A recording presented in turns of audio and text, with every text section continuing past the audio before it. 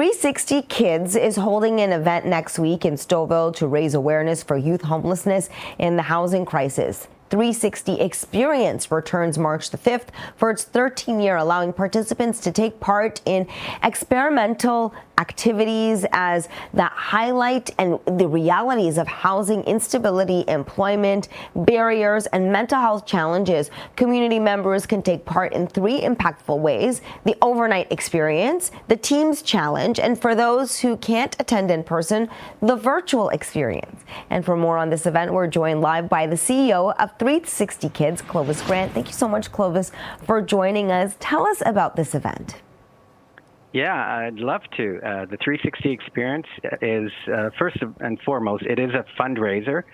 We have amazing programs that support young people in their housing, education, employment, and health and well-being needs. And so this event is to raise funds for that. And in doing so, we're also raising awareness.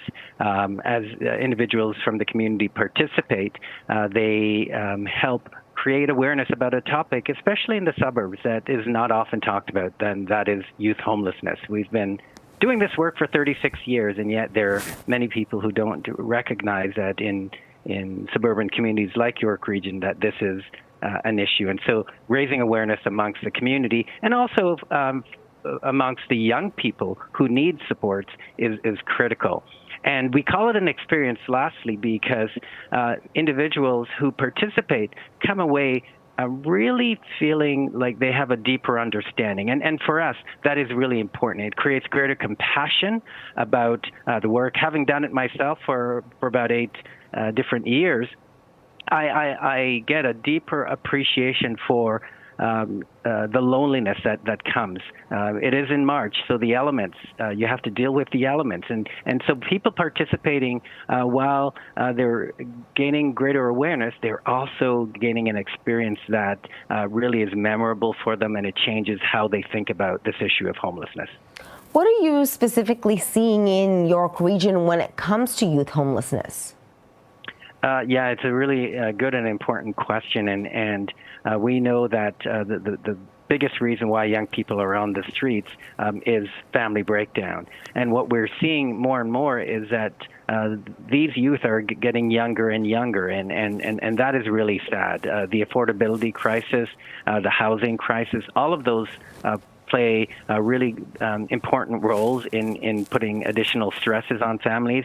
And when I hear stories of young people who are forced to leave home because they're an extra mouth to feed, that their families just cannot feed them, that is heartbreaking. And so we can do more. And so part of this experience is to raise awareness about this issue that often does not hit the radar as much as it should. You've served 3,600 youth this year alone. Do you think we're at a tipping point with this? Yeah, it's an important question. I'm not sure about the tipping point. I think the way I would reframe it would be to say this has long been an issue that needs greater attention, and we need to do more to prevent homelessness. I think it's important to support young people when they're homeless, absolutely. But I think if we want to think about tipping point, I mean, there's a confluence of issues happening when you've got the affordability and the housing crisis, and all of those impact on the young people.